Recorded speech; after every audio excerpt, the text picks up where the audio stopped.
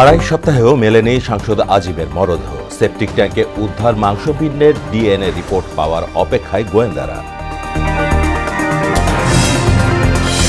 নেই বিদ্যুৎ, অকেজ জেনারেটর, আইপিএসও দুর্বল। বেতাগী স্বাস্থ্যকেন্দ্রে চলছে মুঠোফোনের আলো। পাহাড়ি ঢলে সিলেটের 4 উপজেলায় বন্যা। ঢাকার 2 সিটিতে 18টি এলাকা ডেঙ্গুর হটস্পট। বিস্তার রোধে কাজ চলছে দাবি নগর কর্তৃপক্ষের। ব্যক্তি সচেতনতায় জোর দিলেন চিকিৎসক। এবং আসন্ন বাজেটে কর হার বাড়ানোয় ব্যবসায়ী ও অর্থনীতিবিদদের উদ্বেগ। মূল্যস্ফীতি আরও বাড়ার আশঙ্কা। প্রত্যক্ষ ট্যাক্সের আওতা বাড়ানোর পরামর্শ।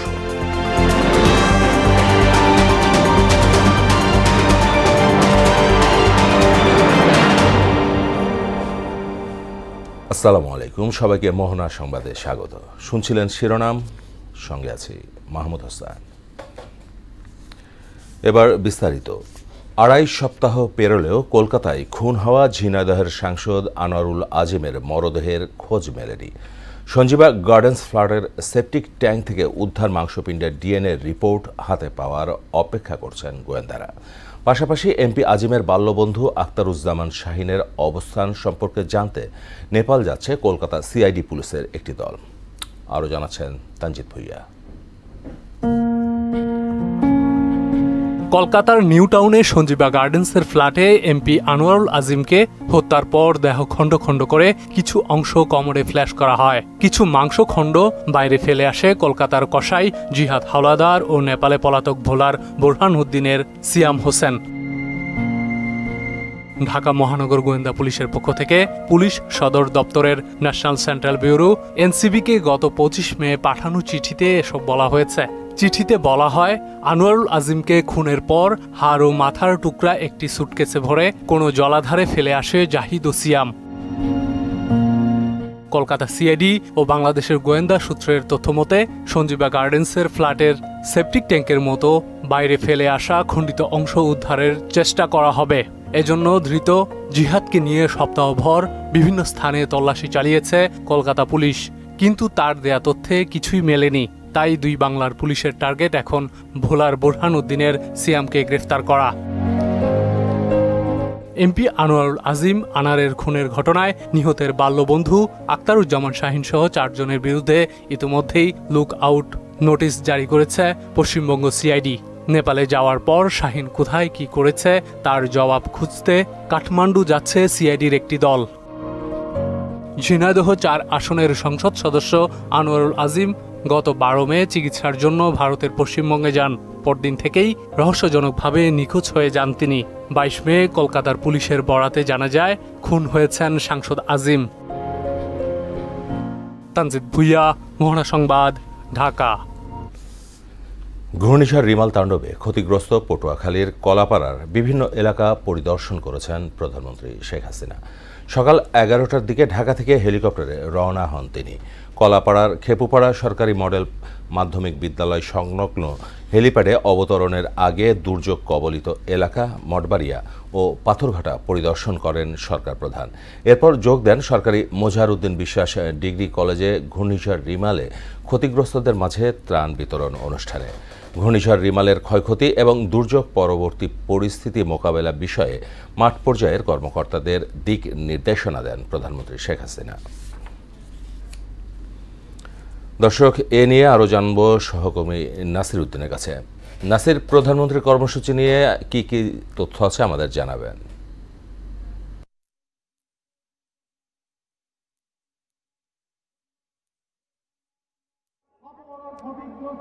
মাহমুদ, এখন থেকে 10 মিনিট আগে সরকারি মোজাহারউদ্দিন বিশ্বাস ডিগ্রি কলেজ মাঠের এই প্রাঙ্গণে এসে পৌঁছেছেন প্রধানমন্ত্রী শেখ হাসিনা। তিনি এখানে আসার সঙ্গে সঙ্গেই যারা পটুয়াখালী কলাপাড়া বা এর আশপাশের যে এলাকাগুলো আছে সেই এলাকাগুলোতে যারা ঘূর্ণিঝড় রিমালের প্রভাবে ক্ষতিগ্রস্ত তাদেরকে তিনি ত্রাণ বিতরণ করেছেন। এবং এইখানে যে মাঠে যারা উপস্থিত আছে তারা কোনো না কোনোভাবে সেই ঘূর্ণিঝড়ের প্রভাবে ক্ষতিগ্রস্ত এবং তারা প্রধানমন্ত্রী শেখ হাসিনার কাছ থেকে সেই ঘূর্ণিঝড়ের পরে ক্ষতিগ্রস্ত হওয়ার পরে তাদের যে পুনর্বাসন কিংবা সাহায্য সহযোগিতার বিষয়ে তিনি যে দিক নির্দেশনামূলক বক্তব্য দিবেন সেটা শোনার অপেক্ষা এবং প্রধানমন্ত্রীকে দেখার জন্য তারা এই মাঠে এসে পৌঁছেছেন। এবং প্রধানমন্ত্রী এইখানের যে কলেজ মাঠ, সেই কলেজ মাঠে তিনি কিছুক্ষণের মধ্যে বক্তব্য দিবেন। এখন এই অনুষ্ঠানের যিনি সভাপতি তিনি বক্তব্য রাখছেন, এর পরপরই বক্তব্য রাখবেন প্রধানমন্ত্রী শেখ হাসিনা। তিনি এখান থেকে এই ত্রাণ বিতরণ কার্যক্রমের যে আনুষ্ঠানিকতা সেটি শেষ করার পরে তিনি পাশেই শেখ কামাল একটি ব্রিজ পরিদর্শন করবেন এবং এরপরে পায়রা বন্দর কর্তৃপক্ষের সঙ্গে যারা সরকারি কর্মকর্তা আছেন তাদের সঙ্গে তিনি একটি মত বিনিময় করবেন এবং সেখানে নিশ্চয়ই এই যে দুর্যোগ গেল সেই দুর্যোগকে ক্ষতিগ্রস্ত মানুষদের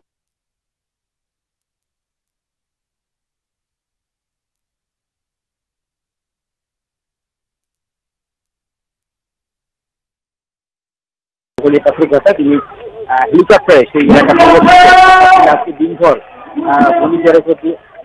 রুমেলের প্রভাবে ক্ষতিগ্রস্ত যে এলাকাগুলো আছে সেই এলাকাগুলোর বিভিন্ন জায়গা তিনি পরিদর্শন করেছেন এবং মানুষের দুর্ভোগ দুর্দশার যে সেটি দেখার চেষ্টা করেছেন। এবং এই মাত্র প্রধানমন্ত্রী শেখ হাসিনা তিনি মঞ্চে উঠলেন বক্তব্য দেওয়ার জন্য। তিনি সেই বক্তব্যে এই ঘূর্ণিঝড়ের ক্ষয়ক্ষতি মোকাবেলায় কি ধরনের ব্যবস্থা নেওয়া যায় কিংবা বাংলাদেশ যে জলবায়ু পরিবর্তনের ঝুঁকি আছে সেই ঝুঁকি মোকাবেলা বা ঝুঁকি কাটিয়ে উঠতে কি ধরনের পদক্ষেপ নেওয়া যায়, পরিবেশ উন্নয়নে কি ধরনের পদক্ষেপ নেওয়া যায় সেখানে বক্তব্য রাখবেন এবং স্থানীয় প্রশাসন যারা আছেন তারা কিভাবে দুর্যোগ কবলিত মানুষ, দুর্যোগ কবলিত এলাকার উন্নয়ন, কারণ আসলে এই পটুয়াখালী সহ ঘূর্ণিঝড়ের প্রভাবে বিস্তীর্ণ এলাকা কিন্তু বাঁধ লেগে যাওয়া, বিদ্যুৎ বিচ্ছিন্ন হওয়া, গাছ পড়ে যাওয়া, সড়ক ক্ষতিগ্রস্ত হওয়া সহ বিভিন্ন রকম ক্ষতিগ্রস্ত করেছে এই ঘূর্ণিঝড় হিমালয়ের প্রভাবে।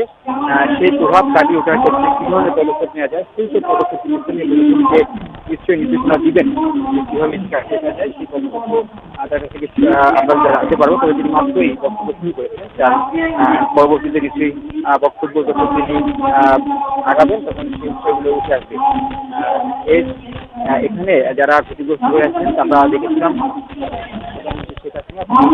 ক্ষতিগ্রস্ত মানুষকে আপন করে নিয়ে তাদেরকে ত্রাণ বিতরণ করেছেন এবং বাকি যারা এই মাঠে উপস্থিত হয়েছেন তাদের বিষয়েও তিনি ব্যবস্থা নেওয়ার জন্য, কারণ বিধ্বস্ত এলাকা আসলে পটুয়াখালী সহ পিরোজপুর, বরগুনা বিভিন্ন জেলায় ব্যাপক ক্ষয়ক্ষতি হচ্ছে এই ঘূর্ণিঝড়ের কারণে। তো সেই ঘূর্ণিঝড়ের ক্ষয়ক্ষতি মোকাবেলায় প্রধানমন্ত্রী তার বক্তব্য রাখবেন, দিক নির্দেশনা বক্তব্য রাখবেন। মাহমুদ, তো এই ছিল এখান থেকে সবচেয়ে খবর। নাসির, আপনাকে ধন্যবাদ। বিদ্যুতের অভাবে মোমবাতি জ্বালিয়ে ও মুঠোফোনের আলোয় চলছে বরগুনার বেতাগী উপজেলা স্বাস্থ্য কমপ্লেক্সের সেবা। আবার জেনারেটর অকেজো থাকায় এবং আইপিএস ঠিকমতো কাজ না করায় আপৎকালীন সেবাও ব্যাহত হচ্ছে। রোগীর অনুযোগ স্বীকার করে এ ব্যাপারে নিজের অসহায়ত্বের কথা জানালেন মেডিকেল অফিসার। বরগুনা প্রতিনিধি সাগর আকনের তথ্যে আরও জানাচ্ছেন জেসমিন আলম।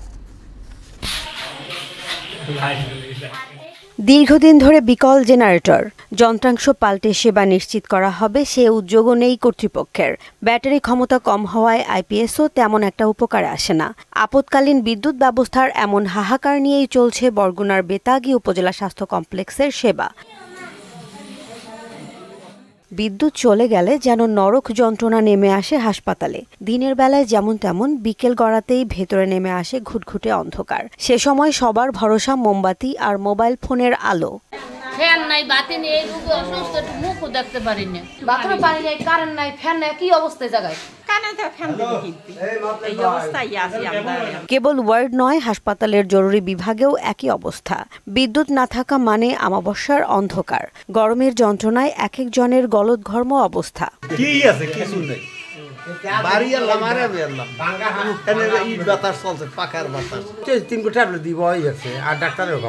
এর মধ্যেই মরার ওপর খাড়ার ঘা হয়ে আসে ঘূর্ণিঝড় রিমাল। উপকূলে তাণ্ডব চালানোর পর থেকেই উধাও বিদ্যুৎ। ধন্যবাদ। এটা আসলে একটা প্রাকৃতিক দুর্যোগ, আসলে এগুলো তো মানুষের হাতে নাই। এখন আমাদের এই সীমিত রিসোর্সের মধ্যে আমাদের যতটুকু সম্ভব আমরা কষ্ট করে রোগীদের সর্বোচ্চ সেবা দেওয়ার চেষ্টা করতেছি। সার্বিক বিবেচনায় নিজের অসহায়ত্ব তুলে ধরে নিরুপায় মেডিকেল অফিসার বললেন, বর্তমানে মোমবাতি জ্বালিয়ে রোগীদের চিকিৎসা দেওয়া হচ্ছে। জেসমিন আলম, মোহনা সংবাদ। ভারত থেকে নেমে আসা পাহাড়ি ঢলে সিলেটের গোয়াইনঘাট, জৈন্তাপুর, কোম্পানীগঞ্জ ও কানাইঘাট উপজেলায় বন্যা দেখা দিয়েছে। প্লাবিত হয়েছে 3 উপজেলার বিস্তীর্ণ নিম্নাঞ্চল। সড়ক ডুবে যাওয়ায় অনেক ব্যাহত হচ্ছে যোগাযোগ ব্যবস্থা। শালুটিকর গোয়াইনঘাট সড়ক তলিয়ে থাকায় উপজেলা সদরের সঙ্গে যোগাযোগ বিচ্ছিন্ন রয়েছে। সুরমা, কুশিয়ারা ও সারি গোয়াইন নদীর পানি বেশিরভাগ পয়েন্টে বিপদসীমা অতিক্রম করেছে। আকস্মিক বন্যা মোকাবেলায় জেলা প্রশাসনের পক্ষ থেকে খোলা হয়েছে আশ্রয় কেন্দ্র। ঈদযাত্রা নির্বিঘ্ন করতে সড়ক মহাসড়কে যানজট নিয়ন্ত্রণে সমন্বিত উদ্যোগ নেয়ার কথা জানিয়েছেন সড়ক পরিবহন ও সেতুমন্ত্রী ওবায়দুল কাদের। রাজধানীতে বিআরটিএ ভবনে এক সভায় তিনি একথা জানান। ঈদের সময় ঢাকা শহরে ঘোরাঘুরি বন্ধ রাখা সহ মেয়র হানিফ ফ্লাইওভারে যানজটের কারণ খুঁজে বের করতে সংশ্লিষ্টদের নির্দেশও দেন মন্ত্রী। অতিরিক্ত ভাড়া দাবি করলে সাধারণ মানুষ বাড়ি যেতে হবে, এই যে একটা তাদের আগ্রহ, সেখানে গরমুখ মানুষ খুব নিরাশ। ঢাকার 2 সিটিতে 18টি এলাকাকে ডেঙ্গুর হটস্পট চিহ্নিত করেছে স্বাস্থ্য অধিদপ্তর। এর মধ্যে উত্তরে আছে 8টি আর দক্ষিণে 10টি। বিষয়টি মাথায় রেখে ডেঙ্গুর বিস্তার রোধে কাজ শুরু হয়েছে বলে জানালেন উত্তর সিটির উপপ্রধান স্বাস্থ্য কর্মকর্তা লেফটেন্যান্ট কর্নেল রুবাইয়াত ইসমত অভিক। চিকিৎসকরা জানান, ডেঙ্গু প্রতিরোধে সবার আগে দরকার ব্যক্তি ও সামাজিক সচেতনতা। সুরায়া মনির রিপোর্ট। ঢাকা 2 সিটি কর্পোরেশনের 41টি ওয়ার্ডে মশার যে ঘনত্ব দেখা গেছে তার নির্দিষ্ট সূচকের চেয়েও বেশি। এর মধ্যে 18টি ওয়ার্ডে ডেঙ্গু বিস্তারের ঝুঁকি সবচেয়ে বেশি। 2 সিটির 99টি ওয়ার্ডে জরিপ চালিয়ে মঙ্গলবার 28 মে এক সভায় এসব তথ্য জানায় স্বাস্থ্য অধিদপ্তর। ডেঙ্গুকে মৌসুমী রোগ বলা হলেও অতীত রেকর্ড ভেঙে গেল। বছরের পুরোটা সময় ভালোই ভুগিয়েছে ডেঙ্গু। আক্রান্ত ও মৃত্যু বাড়তে থাকে লাফিয়ে। অথচ বলা হয় বাংলাদেশে ডেঙ্গু একটি মৌসুমী রোগ। সে ধারণা ভুল প্রমাণ করে গত বছর রীতিমতো তাণ্ডব চালায় এডিস মশাবাহিত রোগটি। তিক্ত সেই অভিজ্ঞতার আলোকে এবার বেশ কিছু কর্মসূচি হাতে নিয়েছে ঢাকা উত্তর সিটি কর্পোরেশন। বনানী, মিরপুর, পাইকপাড়া, মোহাম্মদপুর এই অঞ্চলগুলোতে তারা একটু ঘনত্বটা বেশি পেয়েছে। আমরা আগামী মাস থেকে এই অঞ্চলগুলোকে টার্গেট করে আমরা চিরুনি অভিযান পরিচালনা করব। ময়লা আবর্জনাগুলো যেগুলো আমরা ফেলে দিচ্ছি, যেখানে এই লার্ভার সোর্সগুলো হতে পারে, এগুলো আমরা কিনে নিচ্ছি জনগণের কাছ থেকে। ডেঙ্গু মোকাবেলায় ডিএনসিসি কর্মকর্তাদের প্রশিক্ষণ দেওয়া হচ্ছে বলেও জানান তিনি। গত 5 দিন ব্যাপী কর্মশালা করছি আমাদের মশক সুপারভাইজার এবং সহকারী স্বাস্থ্য কর্মকর্তাদের নিয়ে। মহাখালী ডিএনসিসি হাসপাতালে চিকিৎসক বলেন, চলতি বছর এখন পর্যন্ত ডেঙ্গুর তেমন উপদ্রব না থাকলেও বর্ষা মৌসুম শুরু হলে কি হবে তা বলা মুশকিল। এখন তো সবেমাত্র বর্ষাটা শুরু হলো, বৃষ্টি হচ্ছে, ওইভাবে পেশেন্ট হচ্ছে, নতুন পেশেন্ট ভর্তিও হচ্ছে না, খুবই অল্প সংখ্যক হচ্ছে। তবে যারাই ভর্তি হচ্ছে তাদের কন্ডিশন ভালো আছে। এডিস মশার বিস্তার রোধে সামাজিক ও পারিবারিক সচেতনতায় জোর দিলেন এই চিকিৎসক। খালি পটে হচ্ছে পরিষ্কার পানি জমার সম্ভাবনা আছে, ওই জায়গাগুলো একটু পরিষ্কার রাখবো। সুরাইয়া মুন্নি, মোহনা সংবাদ, ঢাকা। এবার বাজেট প্রসঙ্গ। আসন্ন বাজেটে কর হার বাড়ছে, এতে উদ্বেগ জানিয়ে মূল্যস্ফীতি আরও বাড়বে বলে মনে করছেন ব্যবসায়ী ও অর্থনীতিবিদরা। কাস্টমস ডিউটি, উৎসে কর, আগাম ট্যাক্স আরোপ হলে মানুষের ওপর বাড়তি চাপ তৈরি হবে বলে মনে করছেন তারা। অস্থিতিশীল পরিস্থিতি এড়াতে প্রত্যক্ষ করের আওতা বাড়ানোর পক্ষে মত দেন তারা। রেজা, অবাধ তথ্য প্রবাহ নিশ্চিতে আইনের ভেতরে থেকে গণমাধ্যমকে সর্বোচ্চ সহযোগিতার প্রতিশ্রুতি দিয়েছেন নির্বাচন কমিশনের নতুন সচিব শফিউল আজিম। আর বিদায়ী ইসি সচিব জাহাঙ্গীর আলম বলেন, রাষ্ট্র ও কমিশনের স্বার্থকে অগ্রাধিকার দিয়ে সঠিক সময়ে সঠিক তথ্য সরবরাহ করেছে কমিশন। তার মেয়াদে ইতিবাচক সংবাদ প্রচারের জন্য গণমাধ্যমকে কৃতজ্ঞতা জানান জাহাঙ্গীর আলম। সকালে নির্বাচন ভবনে যৌথ ব্রিফিংয়ে তারা একথা বলেন। প্রজাতন্ত্রের স্বার্থে, রাষ্ট্রের বা সরকারের স্বার্থে, এই নির্বাচন কমিশনের স্বার্থে আপনার জানা তথ্য আমার কাছ থেকে জানতে চেয়েছেন, হয়তো আমার মুখ থেকে বের করতে পারেননি। এটা আসলে আমাদের কি বলবো যে চাকুরির একটি অংশ, যে সব কথা সবসময় হয়তো বলা যায় না, যখন প্রয়োজন আমরা তখন বলেছি। জনগণকে সেবা দেয়া আমাদের কাজ, এবং সেটি আইনের ভিতর থেকেই সেবা দেয়া। কাউকে আইনের বাইরে গিয়ে সেবা দেওয়া নয়, আবার কাউকে যিনি যেটা আইনগতভাবে প্রাপ্য সেটা বঞ্চিত করা আমাদের কাজ নয়। জালে ইলিশ ধরা না পড়ায় হতাশ চাঁদপুরের জেলেরা। উপার্জন কমে যাওয়ায় সংসার চালানোয় এখন দায় হয়ে পড়েছে তাদের।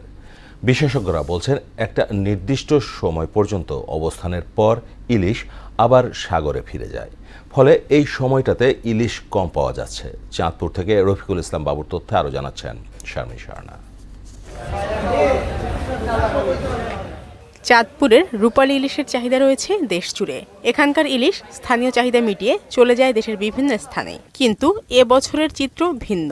জালে ধরা পড়ছে না কাঙ্ক্ষিত ইলিশ, ফলে হতাশ জেলেরা। মেঘনা উপকূলের জেলা চাঁদপুর সদরের পুরানবাজার, রনাগোয়াল, দোকানঘর, বহরিয়া, হরিণা ফেরিঘাট সংলগ্ন জেলে পল্লীগুলোতে ইলিশ না পেয়ে অবসর সময় কাটাচ্ছেন জেলেরা। আমরা 27 জনে গাঙ্গো যাই, তেল তুললে আমরা গাঙ্গে যাই, কোনো মাছই পাই না। অভিযানে মানার পরে আমরা যে নদীতে গেলাম, আমাকে বাগিযোগী সংসার চলার মতো কোনো ব্যবস্থা নাই। এখন আমরা নৌকা উঠিয়া তুইছি, কি করবো, আমাকে সংসার চলে না। অভিযানও শেষ হয়েছে, আমরা গাঙ্গুদর গেছি, গিয়া অনেক গাঙ্গুদর নাই মাছ, নদীতে কোনো মাছই নাই একেবারেই। নদীতে কিলিয়ে মাছ নাই, কেমনে? জেলেদের কাছে আমাদের লক্ষ লক্ষ টাকা বেতন দেওয়া আছে, জেলেরা মাছ পায় না, জেলেরা মাছ নিয়ে আসতে হবে। তারপরে যাই আসে মাছ খুবই সীমিত। এ সময় ইলিশ সমুদ্র পরিভ্রমণে থাকে, যে কারণে কোথাও কোথাও জেলেরা আশানুরূপ ইলিশ পাচ্ছে না। তবে এতে হতাশ হওয়ার কিছু নেই বলে জানান এই মৎস্য কর্মকর্তা। এই সময়টাতে নদীতে ইলিশ পরিভ্রমণরত থাকে। সাধারণত আপনারা জানেন, যাত্রা বেরিয়ে পরপরই তারা সমুদ্রে পরিভ্রমণ করেছে, সমুদ্রে তারা মাইগ্রেট করেছে। সেই জন্যই হয়তো বা এখন কোথাও কোথাও জেলেরা যাতে আশানুরূপ ওদের কেসটা হচ্ছে না, বাট এটা চিন্তিত হওয়ার কিছু নেই। আসন্ন বর্ষায় নদীতে পানি বাড়লেই ইলিশের আমদানিও বাড়বে বলেও আশ্বস্ত করেন তিনি। শারমিন স্বর্ণা, মোহনা সংবাদ। শেষ করব মোহনা সংবাদ যাওয়ার আগে শিরোনামগুলো আরো।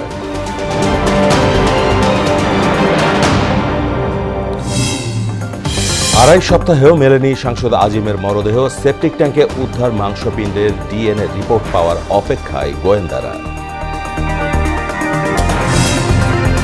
নেই বিদ্যুৎ, অকেজো জেনারেটর, আইপিএসও দুর্বল। বেদাগী স্বাস্থ্য কেন্দ্র চলছে মোমের আলোয়। পাহাড়ি ঢলে সিলেটের 4 উপজেলায় বন্যা। ঢাকার 2 সিটিতে 18টি এলাকা ডেঙ্গুর হটস্পট। বিস্তার রোধে কাজ চলছে, দাবি নগর কর্তৃপক্ষের। ব্যক্তির সচেতনতায় জোর দিলেন চিকিৎসক। এবং আসন্ন বাজেটে কর হার বাড়ানোয় ব্যবসায়ী ও অর্থনীতিবিদদের উদ্বেগ। মূল্যস্ফীতি আরও বাড়ার আশঙ্কা। প্রত্যক্ষ ট্যাক্সের আওতা বাড়ানোর পরামর্শ। এই ছিল মোহনা সংবাদের পরবর্তী সংবাদ বিকেল 5:30টায়। এছাড়া মোহনার সবশেষ খবর জানতে ভিজিট করুন www.mohana.tv। সংবাদ দেখতে পারেন ফেসবুক ও ইউটিউবে। এতক্ষণ সঙ্গে থাকার জন্য সবাইকে ধন্যবাদ।